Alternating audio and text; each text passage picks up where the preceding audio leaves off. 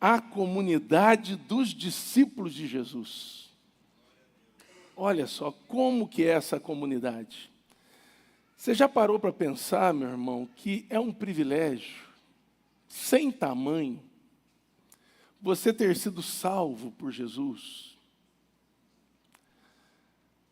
Você ter sido feito filho de Deus. E nesse contexto, você teve os seus pecados todos perdoados. Você foi lavado pelo sangue do Cordeiro. Glória a Deus. Que privilégio. E Ele te inseriu numa comunidade que é chamada de igreja e que é a comunidade dos discípulos de Cristo. E isso serve para nós entendermos que antes de sermos chamados para sermos presbiterianos, temos irmãos aqui da bola de neve, quadrangular, ou qualquer outra, batista, ou qualquer outra denominação evangélica, nós fomos chamados, antes de tudo isso, para sermos discípulos de Jesus. E quantos problemas são evitados quando a gente entende isso? Que muito mais que pertencer a uma denominação, nós pertencemos à igreja de Cristo. E na igreja de Cristo, pertencimento verdadeiro, só tem quem é discípulo de Jesus. E nós somos a melhor, digo isso sem medo de errar, comunidade sobre a face da terra. A comunidade daqueles que seguem Jesus de Nazaré.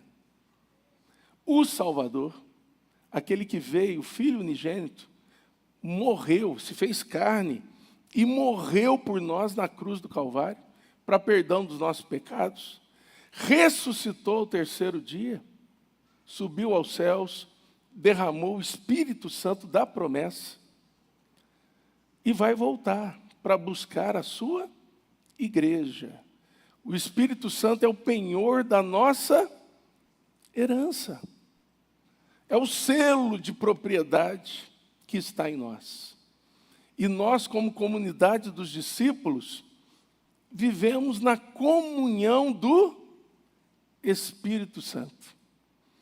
O que nos mantém unidos, irmãos, e juntos e unidos, é o fato de que o Espírito Santo que está aqui, está ali no Henrique também. Está lá na Tieme. Está lá no Bruno. Está aqui no Márcio. Está ali no Marcos. Está lá no Jackson. Deixa eu colocar a mulher no meio aqui. Está também na Patrícia. Amém, irmãos? Esse Espírito é que nos faz sermos corpo de Cristo, comunidade de discípulos. E nesse texto aqui, olha o tamanho da garrafa, irmãos. Perdão por tomar desse jeito, mas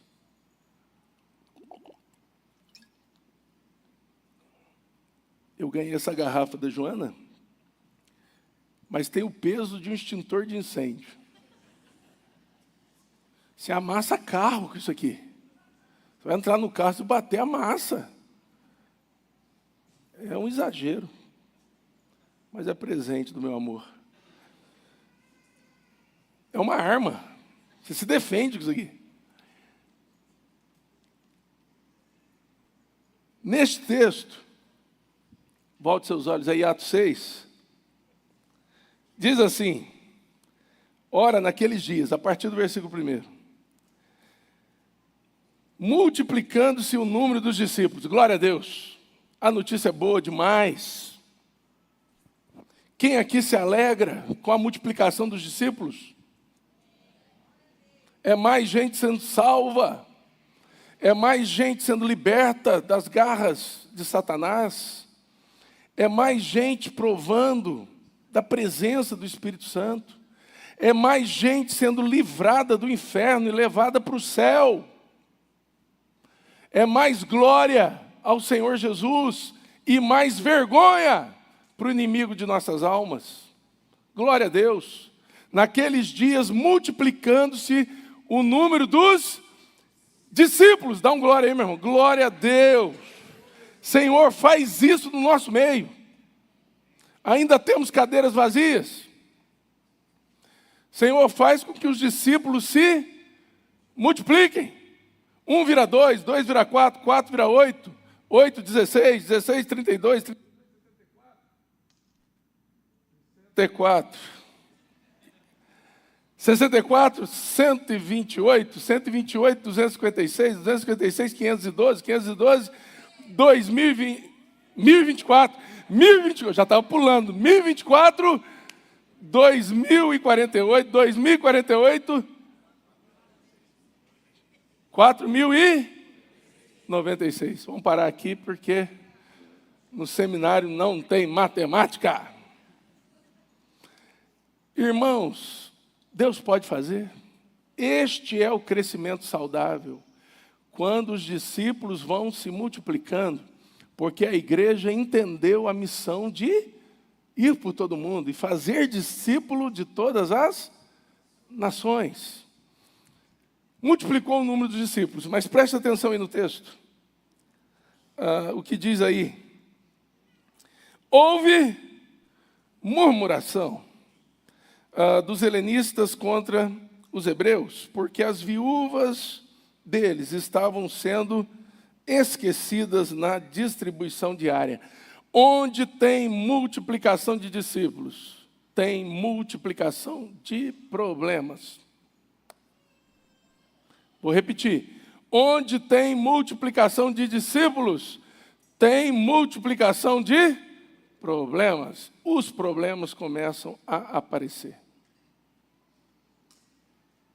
Foi o que aconteceu. As viúvas de um grupo, os de fala judaica, eram privilegiadas, enquanto as viúvas de fala grega eram preteridas, esquecidas. E aí houve o quê? Murmuração. Alguém começou a falar. E falou para um, e falou para o outro, e falou para o outro, e falou para o outro, e falou para o outro, e o problema foi se avolumando a tal ponto que chegou nos apóstolos. Temos que resolver esse problema. O texto segue. Olha aí. Então os 12 convocaram a comunidade dos discípulos. Que bênção, irmãos. Que bênção. A comunidade dos discípulos. Diga para você mesmo, eu sou parte dessa comunidade. Fala de novo, bem forte. Eu sou parte desta comunidade. Isso é muito importante, irmãos. Mas muito importante. John Stott diz em um dos seus livros que a carência da humanidade está em 3 coisas. Primeiro, transcendência. O ser humano, ele tem a necessidade do transcendente, que é, na verdade, uma sede por Deus, uma fome de Deus. Mas ele não sabe disso. E muitos buscam saciar essa fome e essa sede de Deus em outras coisas. Mas, ao invés de vida, recebem morte. Segunda coisa que John Stott vai dizer é que o ser humano ele tem a necessidade nele, ele nasce com isso, de significado. Ele não consegue viver se ele não entender quem de fato ele é, a sua identidade. Isso é tão presente, não é, irmãos? As pessoas no mundo em que vivemos hoje, assim como no passado, e vai continuar assim até o dia de Cristo, milhares e milhares não sabem nem mais o que são, que dirá quem são. E John Stott vai dizer que o ser humano, ele tem também um anseio, e é o terceiro, anota aí, Bia, primeiro, segundo, terceiro. Anseio por comunhão, por comunidade, por pertencimento. E as pessoas estão em busca disso o tempo todo. Basta olharmos para as redes sociais. Basta conversarmos. E essas três coisas, transcendência, significado e comunhão, as pessoas só encontrarão em Cristo Jesus. Ele é aquele que mata a fome e a sede da alma do homem. A comunidade dos discípulos é muito importante, irmãos, porque a gente vive essa experiência de sermos supridos, né? Na transcendência, no significado e na comunhão, na comunidade dos discípulos. Não é à toa que no Salmo 133, diz assim: como é bom e agradável viverem unidos os irmãos. E lá no finalzinho dele diz assim: ali, não é em outro lugar não, ali ordena o Senhor a sua bênção e a vida para sempre. Vamos lá. Convocaram a comunidade dos discípulos e disseram: não é razoável que nós abandonemos a palavra de Deus para servir às mesas. A palavra de Deus aqui é a pregação, o ensino da palavra. E vamos também nos lembrar que é um momento onde o Espírito Santo começa a inspirar alguns desses homens para escreverem a palavra de Deus. E eles dizem: a gente não pode deixar a palavra para levar a cesta para as viúvas. A igreja precisa funcionar. E o texto diz assim, olha aí comigo, no versículo 3. Mas, irmãos, escolhei dentre vós 7 homens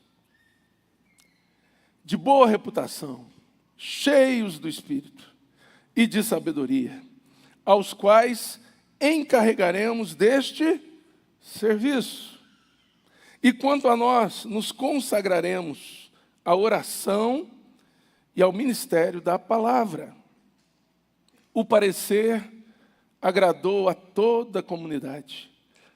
E elegeram Estevão, homem cheio de fé e do Espírito Santo, Filipe, Prócoro, Nicanor, Timão, Parmenas, Nicolau, prosélito de Antioquia. Apresentaram-nos perante os apóstolos, e estes, orando, lhes impuseram as mãos. Eles foram ordenados para esse serviço. Versículo 7. Crescia a palavra de Deus. O que significa isso? A igreja proclamava, os apóstolos pregavam, ensinavam, e cada um levava consigo o evangelho para onde ia. E em Jerusalém se multiplicava o número dos discípulos. Já treinamos lá no começo. O que a gente fala quando a gente vê que se multiplicavam o número dos discípulos? Glória a Deus! Glória a Deus! Glória a Deus! E muitíssimos sacerdotes obedeciam à fé. Versículo 8. Estevão, cheio de graça e poder, fazia prodígios e grandes sinais entre o povo. Até aí, fechou o texto dessa manhã. Como que é? Como tem que ser essa comunidade dos discípulos? 4 pontos. Olha a didática. 4 pontos. Primeiro, vou ficar bom nisso, irmãos. Primeiro, irmãos, um lugar onde tem problemas. É ilusão achar que não vai ter problema. Arruma o som, pifa o telão.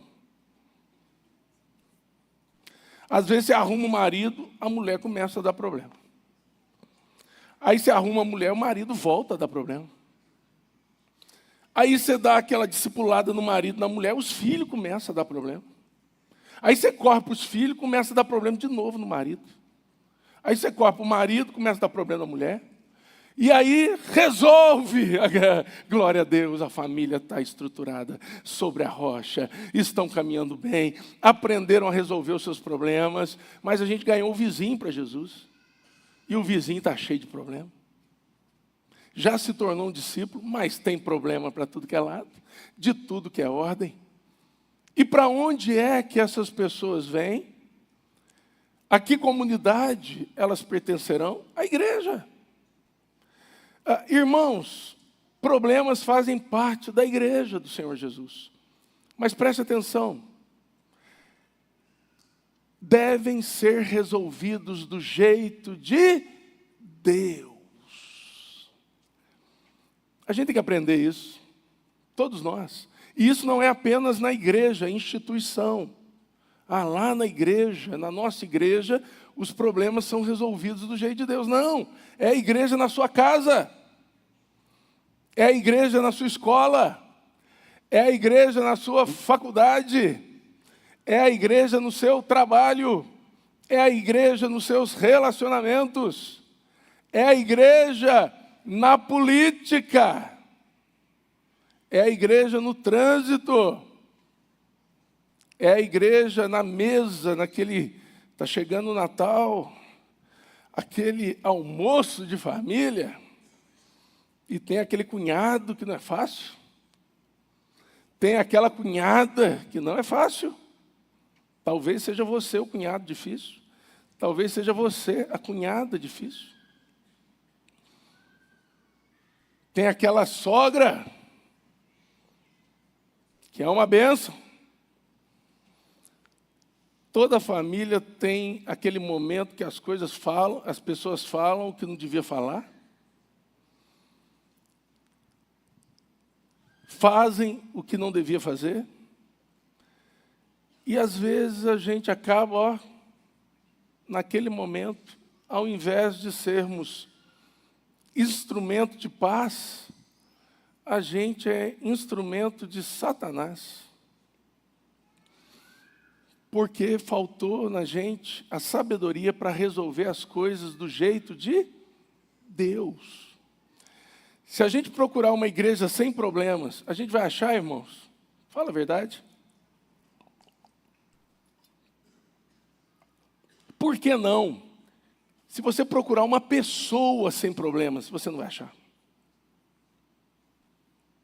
Você tem problemas. Eu tenho problemas. E quem dera fosse só o TDAH. Nós temos problemas. Comunidades têm problemas. Grupos têm problemas. E problemas, a gente tem que entender, é investimento de Deus. Para que, resolvendo-os do jeito de Deus, a gente aprenda. A gente cresça. A gente amadureça. Em nome de Jesus. Se você é bom em alguma coisa, especialista em alguma área, seja em que profissão for, você só é bom.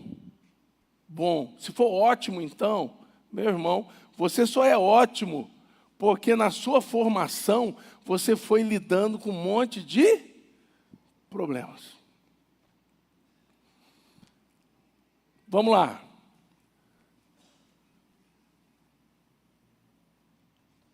Pega uma profissão aí. Contador. Números.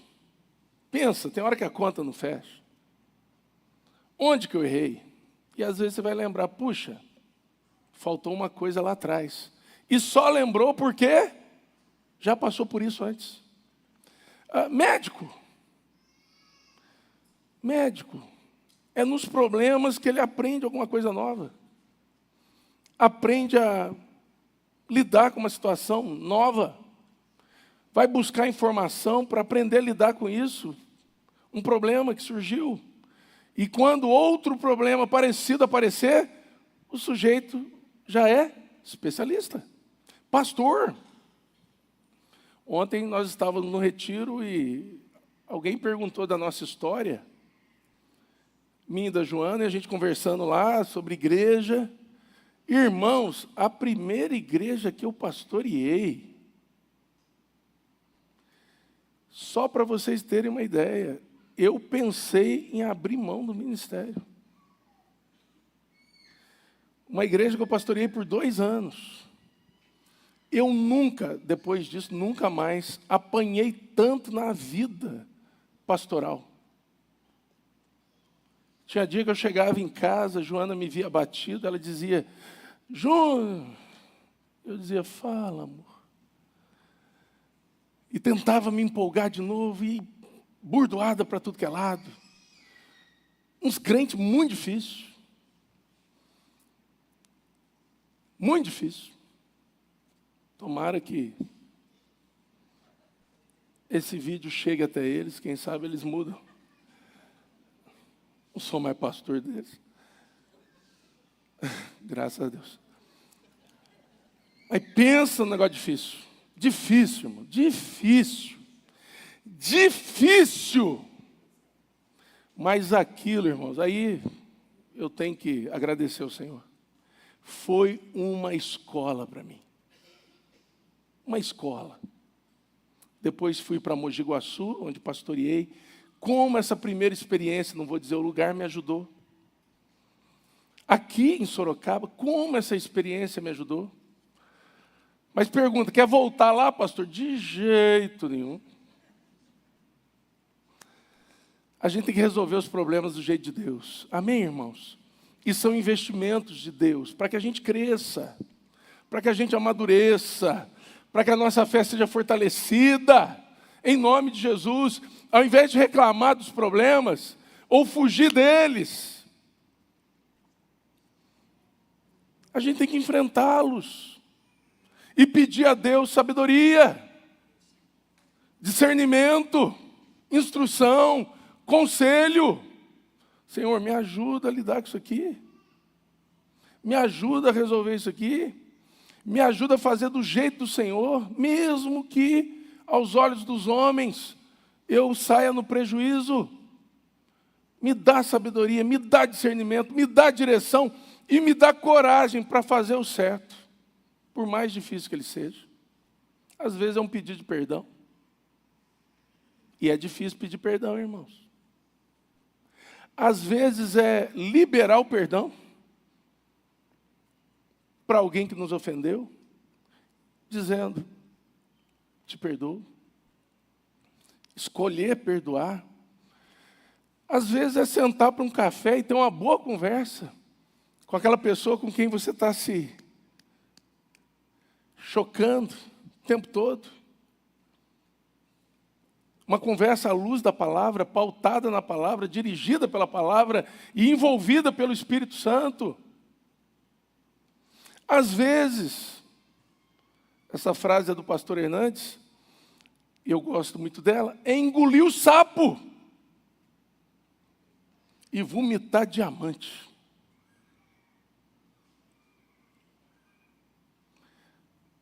Amém, irmãos? Do jeito de Deus, buscar sabedoria a Deus, em Deus, pedir sabedoria a Deus. Então a primeira coisa, olha, é essa.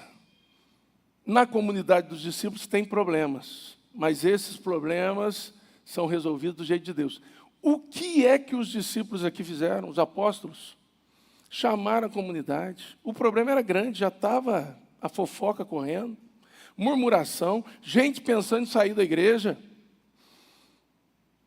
Espera aí, vem cá, escolham entre vocês 7 homens de boa reputação, cheios do Espírito Santo, cheios de fé, a quem nós vamos encarregar desse serviço. Porque a gente não pode deixar a palavra e a oração para ficar servindo ceia para vocês. O Senhor nos chamou para outra coisa. E eles fizeram. E diz o texto, nós acabamos de ler, que isso agradou toda a comunidade.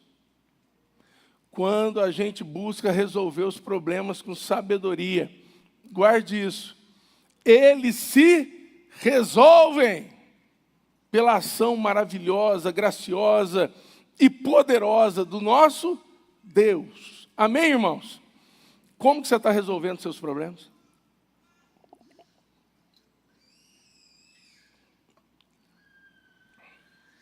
Como que você está resolvendo? A maior parte da solução dos nossos problemas, irmãos, está na oração, na palavra. Às vezes, tudo que a gente precisa fazer é se voltar para a palavra e se dedicar à oração. Às vezes, a gente nem precisa fazer nada. Deus vai lá e faz quase ou tudo por nós. Mas em outros momentos, o que tivermos que fazer é na palavra e na oração que a gente vai receber ousadia, direção e saber o tempo e o modo de fazermos. Amém, irmãos? Como que você resolve seus problemas? Porque todo mundo tem. Segunda coisa que a gente vê aqui, que serve para nós, que temos aprendido sobre discípulos. Na comunidade dos discípulos, cada um tem a sua vocação. Cada um tem um dom. Eu tenho um dom que talvez você não tenha, você tem um dom que eu não tenho. E é desse jeito. Os apóstolos foram chamados, vocação é ser chamado para. Eles foram chamados por Deus para se dedicarem à oração e ao ministério da palavra. Mas Estevão e os outros 6 aqui com ele estavam dentro dessa comunidade e foram chamados por Deus para cuidarem das viúvas. Tantos apóstolos não podiam, e eles deixam isso muito claro, exercer a função que pertencia a esses 7 homens, que foram depois ordenados para isso, como esses 7 homens também não podiam realizar aquilo que pertencia como chamamento aos apóstolos.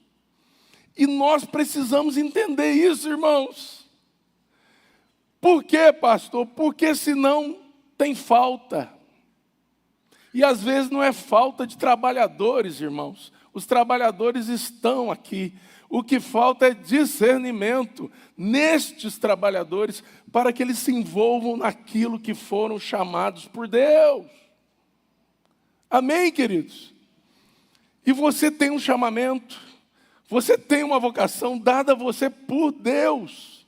E a maioria da igreja, preste atenção nisso, a vocação não está numa ordenação, como foi aqui a dos conhecidos diáconos da igreja primitiva, e nem está num chamado, como foi o dos apóstolos, que andaram com Jesus ali, o viram, o tocaram, conviveram com ele enquanto esteve aqui nesta terra e depois de ressurreto estiveram com ele. A maior parte da igreja será chamada, irmãos, pelo agir do Espírito, à luz da palavra, dentro do seu coração, dizendo, se envolva nisso. Comece a fazer isso. Vai lá ajudar. Vai lá somar forças. Chegue mais cedo. Hoje eu cheguei aqui e eu fiquei até, assim, tocado. porque no trabalho na semana não teve tempo das nossas faxineiras, e elas trabalham até sexta, às 3 da tarde, limpar os bancos da igreja. Então, mexeram no forro, mexeram em tudo. E muito pó nos bancos.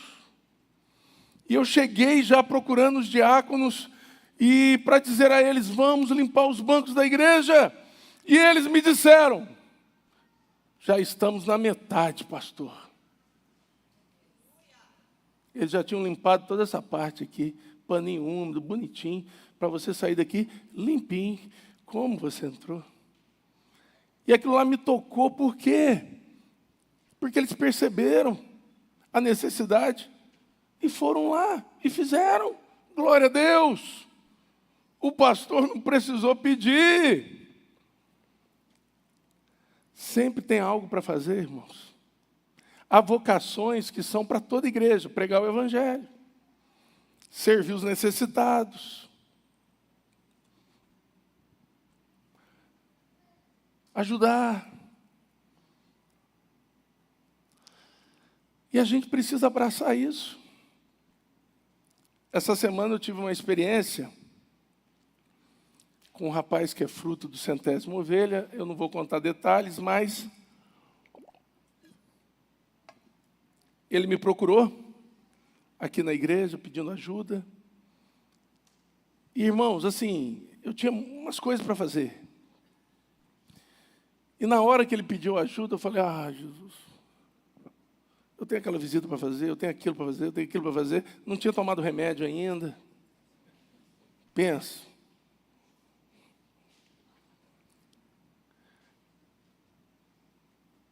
E ele, por favor, me ajuda. E eu falei, ajudo. Botei ele no carro. Ele queria uma ajuda para ir para a casa da mãe. Levei ele na rodoviária. E Deus sabe tratar com a gente. E confesso, levei ele na rodoviária pensando, vou pagar a passagem, botar ele no ônibus. Vai na benção. E eu fico nela também. Cheguei na rodoviária. Ônibus para tal lugar? Tem não? Não tem. Isso aqui é uma metrópole. Isso aqui é Sorocaba. Como que não tem ônibus para tal lugar? Não tem. Só domingo de manhã. Eu olhei para o rapaz, ele olhou para mim. Aquele desânimo se abateu sobre mim. Aquela conversa, eu e Deus. Tem para outro dia não? Mas não tem um meio de caminho que ele possa ir, fazer um... Ele vai tentando dar um jeito. Tem, o rapaz falou da bilheteria lá. Tem! Glória a Deus. Olha, ó, você vai, lá você pega outro ônibus. Se não pegar também, se vira lá. Mas só amanhã. De manhã. E eu já tinha agendado uma visita. Falei, bora! Botei ele no carro, foi fazer visita comigo. Uma visita ali, uma visita lá, outra visita lá. Comecei a gostar do rapaz demais.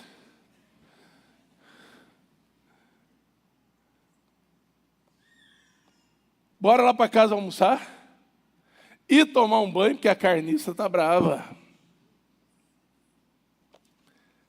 Levei ele para casa, almoçou com a gente, tomou um banho. Meu menino João, foi buscar meus filhos na escola comigo. Meu menino João separou umas roupas para ele, que é do tamanho dele. Comecei a gostar demais do rapaz. Liguei para o Fernando, aqui da casa aqui dos meninos abençoados aí. Deixei ele ali de tarde. Oramos, conversamos, falamos do Senhor. Ontem à tarde, estava no acampamento por volta das 4 da tarde. Recebi uma mensagem da mãe dele e dele. Obrigado, pastor. Não temos palavras para agradecer o que o senhor fez. Não conseguimos expressar gratidão de ter ele de volta aqui em casa. Aí vem aquela vergonha, né?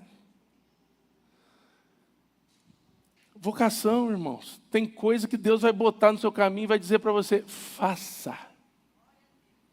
Mas vai me atrapalhar o dia, faça. Mas vai me complicar a agenda, faça. Mas vai trazer um certo peso que eu não precisava ter, faça. Ele é o Senhor, Ele é o Mestre, nós somos seus discípulos.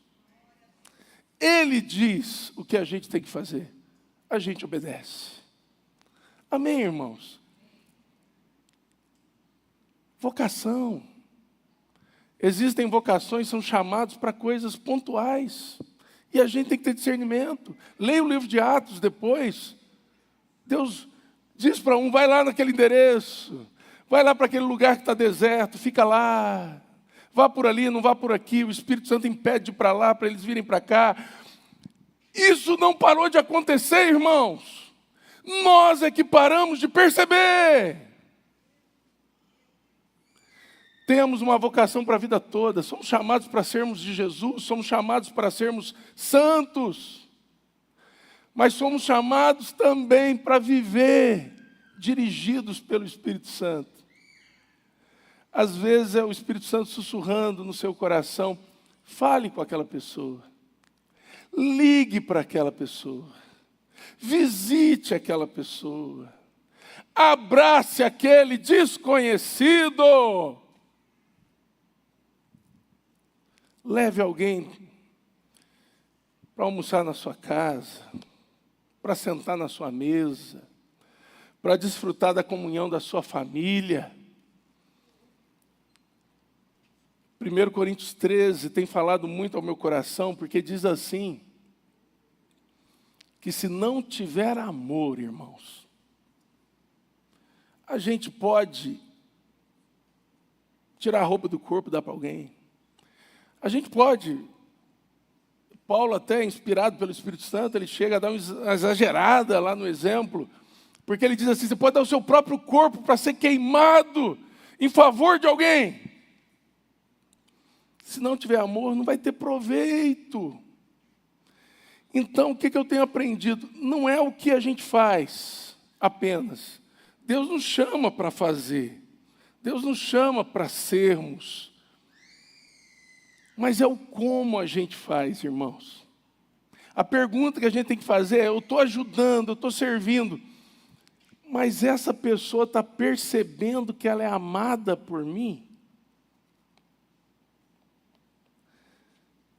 Se o rapaz, eu vou até a rodoviária, pago a passagem, ponho ele no ônibus, eu o servi? Servi. Mas eu entendi, isso é pessoal, viu, irmãos? Que eu só o amei quando eu levei ele para casa, quando ele almoçou na minha mesa, quando ele tomou banho no meu banheiro, quando ele vestiu a roupa dos meus filhos, e quando eu levei ele para a rodoviária, ele pegou um ônibus no outro dia, quando eu dei um lugar seguro para ele dormir, e no outro dia ele foi para casa e ele chegou na casa da sua mãe. Aí eu entendi que eu realmente amei esse rapaz. A gente tem que aprender isso, irmãos. Porque nós somos a comunidade dos discípulos de Jesus. A gente faz, mas tudo que a gente faz tem que ser recheado com amor. E nem sempre é. Dei o exemplo, eu deixar ele na rodoviária, tchau, benção. Como se fosse para mim um livramento. E o Espírito Santo queria que eu amasse aquele rapaz. É desse jeito. Amém? Estou no segundo ponto, né? Terceiro ponto. E aqui no texto está muito clara essa questão das vocações, viu, irmãos? Glória a Deus por isso. Terceira coisa que eu quero tirar daqui. A comunidade dos discípulos é um lugar onde as pessoas devem estar a cada dia mais cheias de Deus. E isso é Deus quem dá, mas tem a nossa parte. Escolheram 7, irmãos, dentro dessa comunidade, mas não eram 7 pessoas quaisquer. Boa reputação, cheios do Espírito Santo, cheios de fé, cheios de sabedoria. E depois, falando sobre Estevão, no versículo 8, vai dizer que ele, que era um dos 7, era também cheio de graça e de poder. É um pacote de Deus, irmãos. O Espírito Santo. Quando você é cheio do Espírito Santo, quem nos dá sabedoria? Deus. Quem nos dá fé? Deus. Quem nos dá bom testemunho? A graça de podermos dar um bom testemunho? Deus. Quem nos dá poder? Poder do alto? Deus. Quem nos dá graça? Deus. Se as pessoas não encontrarem isso na comunidade dos discípulos, eu te pergunto, onde que elas vão encontrar?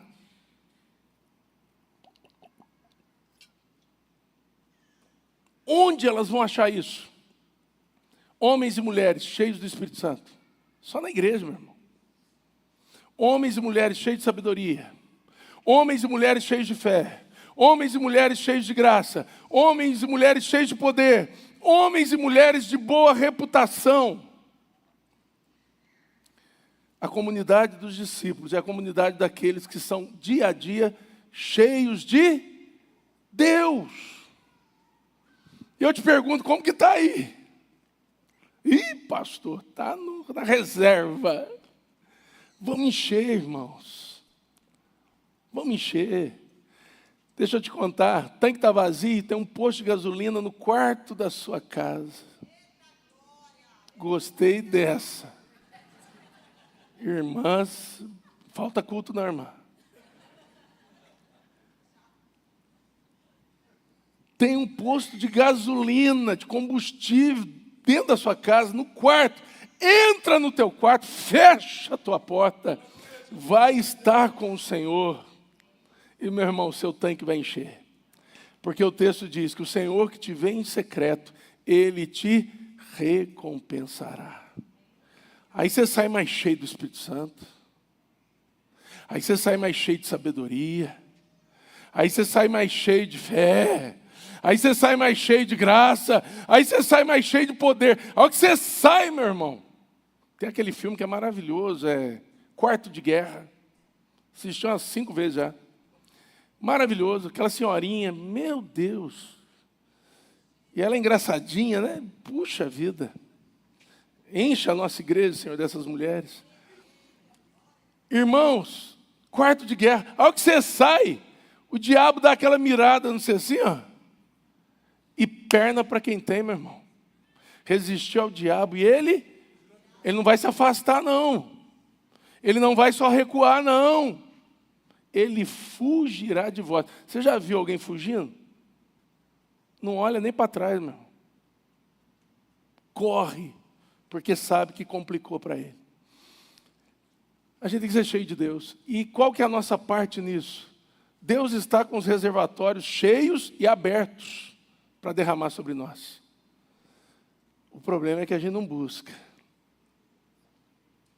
Buscar e achareis. Bater e abrir-se-vos-á. Pedir e dar-se-vos-á. O problema é que às vezes a gente não pede. É interessante que o texto onde está isso aí, lá em Lucas 11, depois leia. Diz lá no finalzinho, da mesma forma, ó, todo aquele que pediu o Espírito Santo vos será dado. Que coisa maravilhosa, irmãos. Você só vai andar com o tanque vazio se você quiser na comunidade dos discípulos. E aí deixa eu contar uma percepção. Tem muito discípulo com tanque vazio. Tem muito discípulo na reservinha lá, ó. O carrinho já está afogando. Está soluçando. Vai encher o tanque, meu irmão. Vai encher o tanque. Eu me lembrei agora de um amigo de seminário, tem crente que lida desse jeito com tanque. O nome dele é Baltazar. Pastor, muitos anos que eu não vejo. Já tem uns 20 anos que a gente não se encontra. Estudou comigo. Nós não tínhamos dinheiro para nada, irmãos. Pensa, nada. Era um pão com mortadela no almoço, um pão com mortadela na janta. E quando sobrava, porque tinha umas irmãzinhas que no seminário davam uma oferta. As irmãzinhas chegavam e já começavam a rodear elas. Parecia os pastores de outras igrejas, para rodear. E realmente, ele estava de olho na oferta. E, vou te abençoar, você é tão bonitinho, dava uma ofertinha. Presta atenção. E o Baltazar aparece lá uma vez com um Monza, velho. Mas era carro. Mas velho. Só que o Monza não andava. Porque nunca tinha combustível. E às vezes a gente queria ir num shopping, queria alguma coisa, e o Baltazar morava comigo. Eu, o Baltazar, mais 2 amigos. Todos seminaristas. Baltazar, vamos lá no shopping. Ele falava assim, só se pôr gasolina. Só que a gente não tinha dinheiro, irmãos. Aí pegava, catava aqui, catava ali, catava lá, dava uns 3, 4 reais na época, 20 anos atrás. A gente ia lá, botava aquela... Chegava no posto, era até engraçado. Moço, põe, mas cuidado para não passar, não tem mais nada. A gente só tem isso. É 4 reais, é 4 reais. Aí o moço ia lá... Gente, ligava o carro, era a conta de ir no shopping, depois voltar. Às vezes para levar na rodoviária, para pegar um ônibus. Mas era sempre assim. Por que eu estou dizendo isso? Tem crente que vive igual o Monza do meu amigo Baltazar. Vem no domingo para... vamos no culto. Põe 5 contos de combustível. Aí vai viver a semana. Quarta-feira já está, meu irmão. Mas não é? Porque se só busca no domingo? Se ele está contigo todo dia? Se a fonte jorra o tempo todo? E ela está do teu lado? Para de ser o Monza do Baltazar. Você tem que ser aquele carrão, meu irmão, renovado por Deus. Tanque cheio todo dia. Teve uma urgência, vai ter que entrar aí num caminho longo. Você está com o tanque cheio. Vou ter que socorrer alguém, vai exigir muito. Estou com o tanque cheio. Isso faz toda a diferença, irmãos. Amém? Na comunidade dos discípulos, as pessoas eram e devem continuar a ser cada dia mais cheias de Deus. Porque quando a gente está vazio de Deus, irmãos, a gente não resolve o problema, a gente se torna o problema. A gente não ajuda a resolver, a gente ajuda a complicar. A gente não facilita, a gente complica. A gente não trabalha em prol do reino. A gente atrapalha o avanço do reino. A gente murmura, a gente reclama, a gente faz uso da maledicência, a gente fica desanimado de vir na igreja. Tanque vazio, meu irmão, tem gasolina, vai vir como? A gente reclama de tudo, irmãos. Quando a gente está com o tanque cheio, irmãos, é diferente. A maneira de ver as coisas é diferente. A maneira de trabalhar para o Senhor é diferente. A maneira de se envolver naquilo que a igreja local da qual a gente participa é diferente. A maneira de olhar para dinheiro é diferente. A maneira de olhar para o trabalho que a gente tem é diferente. A maneira de olhar para as pessoas é diferente. A maneira de olhar para o irmão. Você já chega na comunidade, já chega, meu irmão, que bom que você está aqui. Coisa boa te ver. Hoje eu estive agora de manhã na sala. Culto da noite do próximo domingo. Profissão de fé e batismo e recebimento de novos irmãos. A classe estava cheia, irmãos. Glória a Deus por isso. O povo tudo feliz com Jesus. E às vezes você que já está na igreja, está aí, cabisbaixo, batido. Quando o tanque está cheio, a gente está no primeiro amor. Amém, irmãos? E primeiro amor é algo que se renova, viu, queridos? O primeiro amor ficou lá atrás. Não! Ele se renova. A Bíblia diz, voltai ao primeiro amor. Jesus diz isso à sua igreja. Quanto tempo faz que você não se ajoelha no seu quarto? Quanto tempo faz que você não ora de verdade? Ali, ó. Quanto tempo faz que em oração seus olhos não ficam molhados? Quanto tempo faz que você não se debruça sobre a palavra dizendo, Senhor, fala comigo. Encheu o tanque, meu irmão. E para fechar, Já foi o primeiro, já foi o segundo, já foi o terceiro ponto. Estão comigo? Para fechar, a comunidade dos discípulos é um lugar onde os discípulos se reproduzem. Está multiplicando discípulos no começo do texto. Vocês viram, né? Está multiplicando discípulos no final do texto.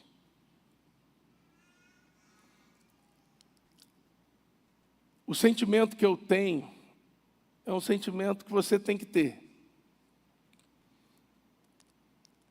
Eu fico aborrecido com cadeira vazia, meu irmão. Pensa, seja uma cadeira, eu falei, podia ter alguém sentado ali, adorando ao Senhor, ouvindo a sua palavra. Você tem que ter esse sentimento, meu irmão. Você tem que pedir para Deus plantar isso no seu coração. E se cobrar a respeito. Porque quando eu olho cadeira vazia, eu penso, o que eu tenho que melhorar? TDAH já está sendo tratado. Mas o que mais eu tenho que melhorar como pastor da igreja? Para que essa igreja fique abarrotada de gente. Não por causa de evento. Porque encher a igreja com evento é muito fácil, só precisa ter dinheiro. Aí você traz o A, o B, o C, abarrota aqui de gente todo domingo, toda semana. Mas a igreja tem que se encher com discípulos. E o discípulo vem adorar, não é por causa do pregador, é por causa de Cristo. Ele segue a Cristo. Ele não é discípulo, primeiramente, de homens. Ele é discípulo do Senhor Jesus. E o Senhor disse, sejam um, como eu e o Pai somos. E por isso a gente congrega, irmãos. Por isso a gente participa de grupo pequeno. Por isso a gente participa de escola dominical. Por isso a gente está junto, sorrindo e chorando. Porque é mandamento do nosso Senhor. E nós somos discípulos dele. Amém, queridos? Vamos fazer os discípulos multiplicar? Essa semana o Márcio, minha frente. Vai hoje? Deus te abençoe, meu querido. Em nome de Jesus. O Márcio, a Priscila é muito feliz. É brincadeira. Você é feliz, mas não é por causa disso que eu vou falar. Porque o Márcio ele fica embarcado 30 dias. Depois ele passa 30 dias em casa. Então, você que reclama do seu marido aí, arrumar uma embarcação para ele. Arruma lá, o Márcio, depois passa, vamos mandar os currículos. A gente deixa ele 30 dias lá, minha irmã. Depois ele volta, mas aí é consequência. Ele vai passar 30 dias em casa. Você vai ter que lidar com ele. Mas o Márcio, lembrei dele aqui, porque além de ser um casal muito abençoado, eu com a Priscila, essa semana ele me pediu algo que eu não lembro. 3 pessoas me pediram em 8 anos aqui na igreja.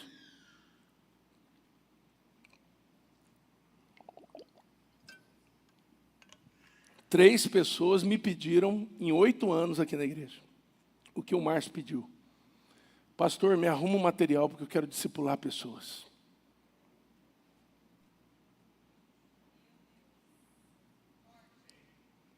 Oito anos, 3 pessoas me pediram isso. O Márcio foi a terceira. Me arrume um material porque eu quero discipular pessoas.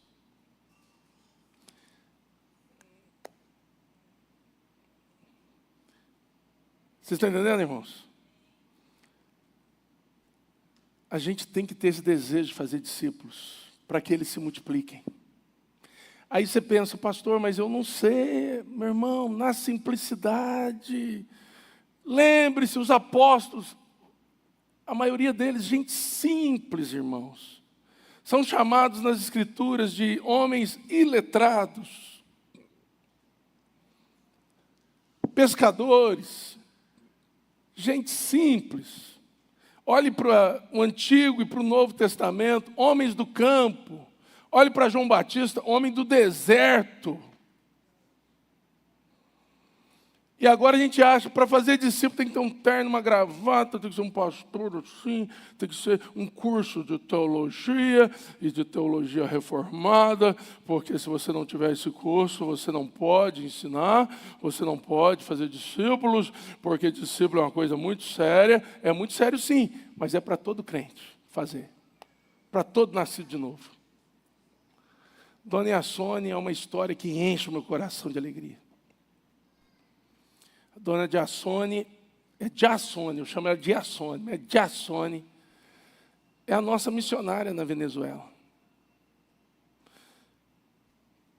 Chegou aqui, veio visitar os filhos que nós ajudamos, o Francisco, a Angélica e os netos. Odiava crente. Fui buscá-la no aeroporto com o Francisco. Francisco foi falando na minha cabeça, pastor, ela não gosta muito de crente. Vamos lá, Francisco. Sai aquela mulher. Depois da Joana, eu acho que ninguém nunca me beijou tanto. Mas beijou. De gratidão, porque a gente acolheu o filho dela, os netos dela e ajudamos. Francisco está aqui hoje? Francisco e Angélica? Hoje eles não estão. Eu não gosto de crente, não sei se vou falar que sou crentão, né? Mas ela já sabia que eu era crente. Veio. Os primeiros dias, primeiro mês, ela ficou resistente de vir aqui. Ficou aqui 3 meses. Chegou no meio de dezembro, janeiro, fevereiro, março ela foi embora. Depois de uns 4 domingos aqui, ela veio num culto. Sentou aqui com Francisco e Angélica. Fiquei dando uma mirada nela.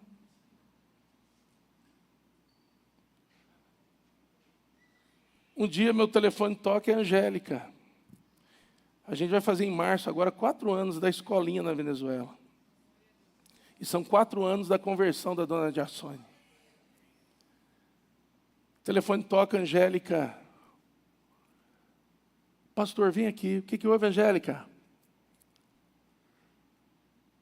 A minha sogra não pode chorar. Falei, mas quase que eu falei, problema seu, né? A sua sogra. Ela falou assim, não, pastor, eu acho que é algo espiritual. Falei, demônio. Eu nunca vi demônio chorando, mas... Cheguei lá, dona Iassone aos prantos, ela só olhava para mim e dizia, Jesus, pastor, Jesus. Ela veio num culto, se converteu, irmão, na semana. A palavra foi ali. A mulher se converteu, começou a chorar. Eu tentava, falando espanhol, chorando. Eu já não entendo espanhol, chorando. Eu falei, Iassone, o que houve? Ela pegou um cadeado, estava sobre a mesa, porque eu cheguei, eles abriram o portão, estava um cadeado. E o cadeado estava aberto. Ela pegou, a maior no seminário todo eu não aprendi sobre conversão, como aprendi com ela naquele dia. 4 anos de seminário. Ela pegou aquele cadeado, ela fechou o cadeado de novo, tirou a chave, aí ela voltou com a chave e fez assim, e me disse, pastor, Jesus fez isso no meu coração. Eu achei que ela tinha vindo para morar aqui no Brasil, né? O pessoal todo saindo da Venezuela. Nós a batizamos em março, fiz um intensivão com ela, discipulado. Lezinha e Noêmia me ajudaram demais. Fizemos um intensivão, batizamos, ela fez profissão de fé, batismo. 15 dias depois, a levava no aeroporto para ela voltar para a Venezuela. E no dia do batismo dela, alguns irmãos vão lembrar, eu compartilhei com a igreja que ela tinha uma escolinha que estava com 6 crianças, estava fechando porque não tinha como pagar o aluguel. 6 crianças. Mas ela queria voltar para fechar a escolinha e tal. Eu pedi para ela falar mais da escolinha, ela falou, que lá encheu o meu coração, encheu o coração do nosso conselho. E nós abraçamos a escolinha. Irmãos, hoje são quase 70 crianças. Tem escola bíblica, ela já ganhou mais de 10 pessoas adultas para Jesus.